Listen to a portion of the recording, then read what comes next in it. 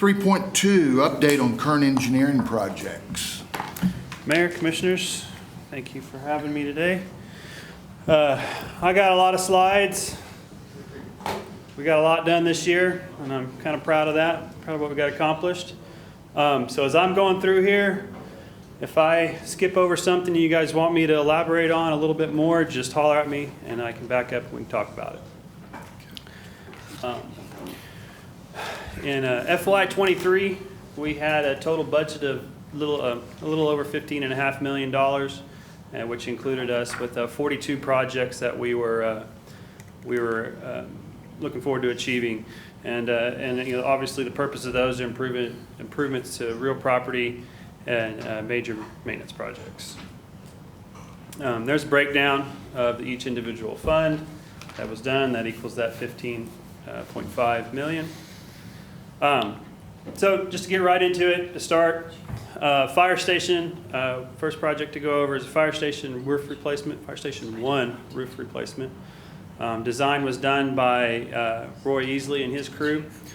Award was $430,000. Construction is about 99% complete. I think we lack a ladder. Isn't it something simple like that? So for a fire station, I think it's kind of a comical, but that's all that's lacked is a single ladder. Once that's done, the project will be moving right along. As you can see in the picture here on the left, this is, you can see the kind of what it was before, and in the background back there, that's what the new roof looks like. In the street and alley fund, we had 1.4 million total for the entire reconstruction and repair part, and then 50,000 for the Sidewalk Partnership Program. First project that we worked on was North 5th Street between Randolph and Broadway. Design was done in-house. It was award of $194,000 to Rick Lorenz. Construction got underway 2 weeks ago or so. They're about 30% complete. Durango Road, La Mesa to Split Rail. Design was started in-house. As we began diving into the project, we realized that it was going to be more economical for our Public Works Department to overlay with asphalt than it would be for us to do a complete reconstruction of the project. A couple factors that kind of led into that. The two roads going to the south down there are cul-de-sacs.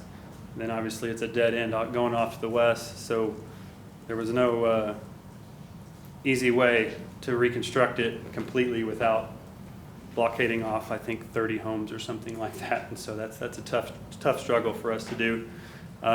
Public Works was glad to take on the project, and they've started it. I think they're nearly complete. Second project that we worked on was 1900 to 2000 block of West Main Street, which is Hayes to Johnson. Design was done in-house. That's all that we accomplished. That was our goal this year, to get the design complete. Water line will be constructed next year, and the roadway will either possibly maybe done next year depending on budgets, and it's either be next year or the following year. Birch Avenue, I spoke towards this one before. After doing some research and then looking to the possibilities of this project as well, we determined it would be more economical for the Public Works to do an asphalt overlay and instead of doing a complete reconstruction. So that was moved over to them. This is for this. This was the $1 million that the Public Works Department had for the concrete point repair program. The initial contract was $827,000, and then that was through Luckenbill Development, excuse me, and then we did additional $279,000 of other small projects that were not a part of the primary contract. A total of 28 locations throughout the city.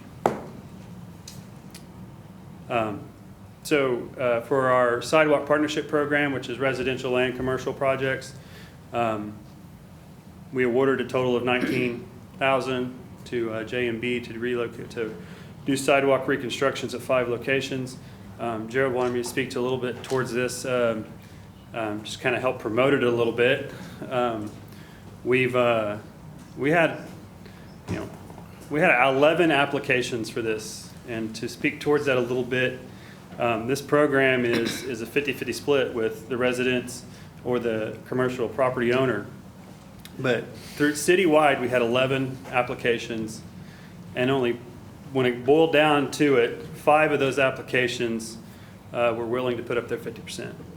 And to speak a little further towards that, one of the locations was, three of those locations was owned by a single individual. So if you boil it all the way down, 3 people took advantage of the partnership program this year. That 19,000 though, that was our contribution to it. Yes, sir. Is that- Okay. Yes. And Jason, we have, what, 50,000 in the budget for that program total? Total, yes. Okay, so 30,000 left over Yeah. that individuals could take advantage of. Is there a deadline date, or can they, at any time? Well, kind of where we're at in the time of the year, it'll roll over the next year. We have the same amount next year. Typically, what we like to do, just so that we don't run out of time, we say from July to December, we're open for applications, but when we don't get very many, we'll come on in. We'll talk to you about it for sure.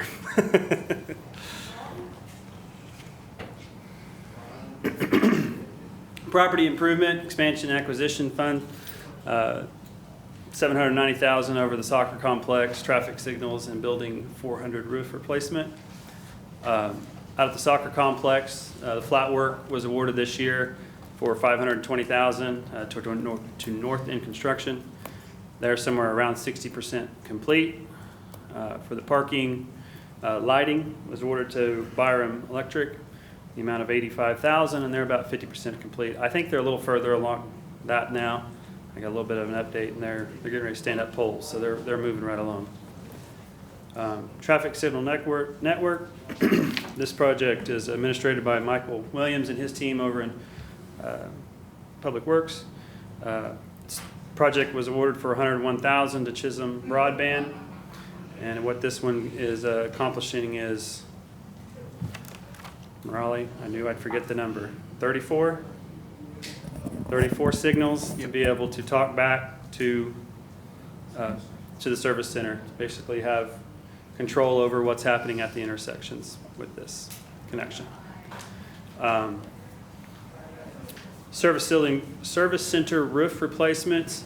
The project was initially slated for a single roof, but the guys over there at Public Works were able to find some good dollars and good cents on it, and actually get 3 roofs replaced over there: the Building 400 roof, the auction building, and the Building 1000. And construction is complete on those 3 buildings. Property repairs maintenance fund, $320,000, which this is mostly the transition plan money, and then the Meadow Lake, some stuff out at the Meadow Lake Golf Course.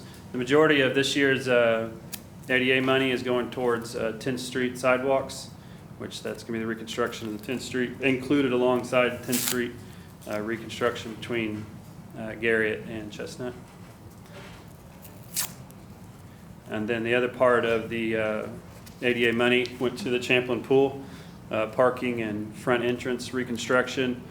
Design was done in-house, and the award went to J&B Concrete for right around $90,000. Construction is complete. I wish I had a better picture of it because it's very nice work. They did a good job. And then out the golf course, they're needing a building demoed, and so we worked with the golf course and getting that lined up. That'll be taken down in the next couple months by Jackson's Demolition. The Reconstruction and Overlays Fund had a budget of $3 million for Cleveland Street widening, and then the Prairie View sidewalk design was also part of that, $50,000. Excuse me. Cleveland Street, we are setting on go, waiting for October. We've accomplished a lot this year on that project. We completed right away, completed utility relocation. I have design complete by Poe and Associates. That's actually a little bit what we're waiting on, or ODOT's waiting on, some of the final submittals from them. You guys have approved the agreement with ODOT for 4.7 million. And ODOT is, I talked to them earlier this week. It'll be let in October. And so you all will be seeing basically the check for the 4.7 coming through over the next meeting or two, so. Okay, can I ask a question right here? When we did Willow and we were completely done with the work, we were still waiting on the railroad to show up, just basically at their mercy. On this Cleveland project, did we rework that railway when we did everything south? No, Or- sir. So we're gonna have to deal with that again? Yes, sir, yep. Yes, the railroad railroad portion is part of this project as well. The expansions that are required at that intersection because of the widths and the angles and all that stuff is significant. And there's really not a whole lot of, there isn't a whole lot of area in there to do any kind of shoe flies or anything like that to where we could get around that. So contractor, has some control over when some of those things are going to happen, but we've insisted, Morale and I, throughout the design process that this needs to be basically only a 2 shutdown project. We have that crossing at the railroad, and then we have a culvert crossing up north, kind of behind Jumbo's in that area. And that's the only time that when they're working those 2 sections that we want the road completely shut. So we'll just divert it to one side and. right. Okay, Yeah. okay. Thanks. Yes, sir. I'm excited for that project because I've been here 5 years and I feel like I've worked on it ever since I walked in the door. So I'm excited for that one to be coming to life. Prairie View Sidewalk. We actually deferred this project because we found some grant funding. I say we, our grant, Stephen, and yeah, Stephen found us a very nice chunk of money for it, 1.2 million.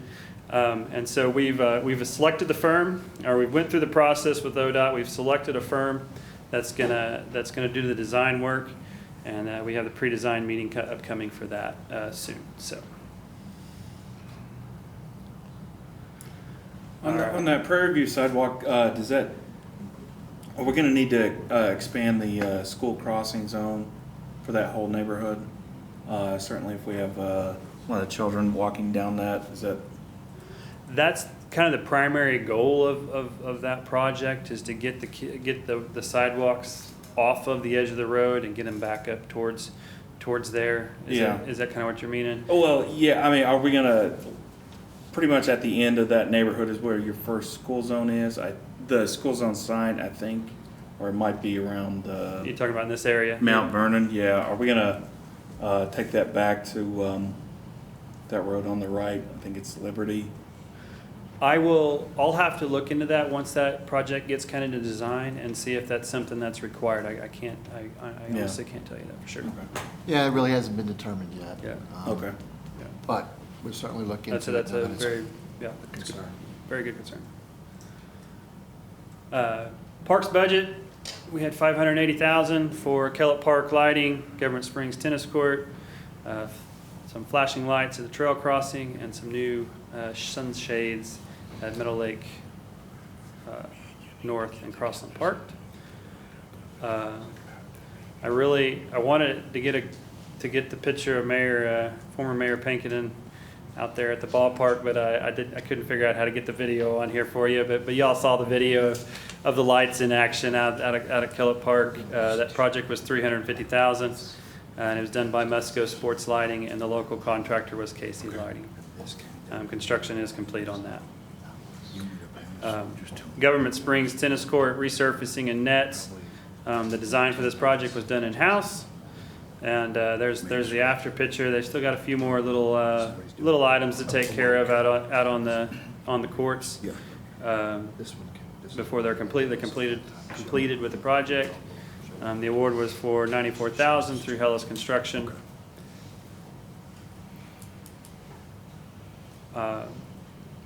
We installed some flashing lights over at the trail crossing along Roop Avenue. That's between Oakwood and Cleveland, right, Marley? Okay, thank you. Total cost, well, design was in-house. Total cost was $6,800 through Action Safety, and construction complete is complete on that one. Sunshades, Corey Buller with the Parks Department completed this project. $110,000 for a handful of shades over the structures at the softball and t-ball fields and some of the other structures.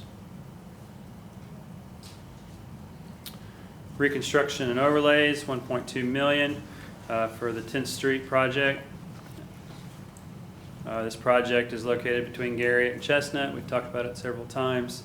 The award was for 1.6 to J&B Concrete for half of the construction this year, just to begin this year. And then we will kind of do a staggered construction along this project. So this year we awarded half of the work for the roadway.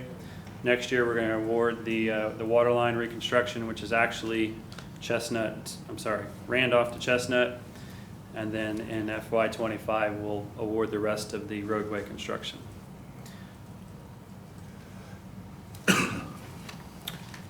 Sanitary sewer projects, $1.4 million. Those projects included I&I, which we do every single year, 54th lift station upgrade, phase 2, and root control, and then the backup power to 5 lift stations. Our sanitary, this is when we refer to the I&I, that's our sanitary point repair program. When I was sitting down earlier, I wanted to look up the number and I forgot to look up the number, but I think there are probably somewhere in the neighborhood of 40 or 50 point repairs completed this year, and they've got 90% of the funding completed. 54th lift station, this is a large project for a excuse me, a large project for a large sanitary lift station. First phase of it was $440,000 through OR construction. This was primarily focused on upgrading the existing tanks, relining, installing new stainless steel piping, and construction began about a month ago approximately, and they're at 5% complete. Sanitary root control through Duke's Root Control. This is a project where the Duke's goes out and puts a chemical within the sewer lines to take care of the roots to prevent them from clogging up the sanitary sewer lines. The project award was for $77,000, and they're about 95% complete this year. Hey, Jason? Yes, sir. We are, you're doing a wonderful update, and we probably need some more of that update, but we do need to talk about at least one more item here. Okay. And Carol, I think that we're constrained because the regular meeting starts at 6:30. Is that right? Or could we just finish this, and if the meeting starts at 6:40? Otherwise, I probably would like to bring back the rest of this at the next study session. And A few minutes late is not a problem. okay. A few minutes late is not a problem. Jason? We go over a little Is it bit going to be a few late. more minutes, or is it going to be another 20? Because I know the commissioners are going to have plenty of questions. We're on 35 35 of 57. of 57. Halfway through. Halfway through. I think we need to bring you back next yeah. time. Okay. Because Yeah. I know the commissioners will have questions, and maybe what we could do is just stop right now and try to answer their questions. They have the slides, they've seen all the great things the city has done, and Mayor, does anybody have questions about what we've talked about so far? Yeah, does anyone have any questions about what we've talked about, or what Jason showed us? Just on, from Chestnut to Garriott on 10th Street, is that gonna be completely concrete or a mixture of concrete and asphalt? Or is that totally concrete? Total concrete. Oh, wow. Okay. We're start where, you know, that's kind of it's a arterial program, you know, it's, we got to get that concrete base there, and then so 50 years from now, when I guess. Yeah. Most of us. Yeah, won't know my nothing son about or it. grandson is Yeah. up here, they can overlay the project. That's great. Any other questions?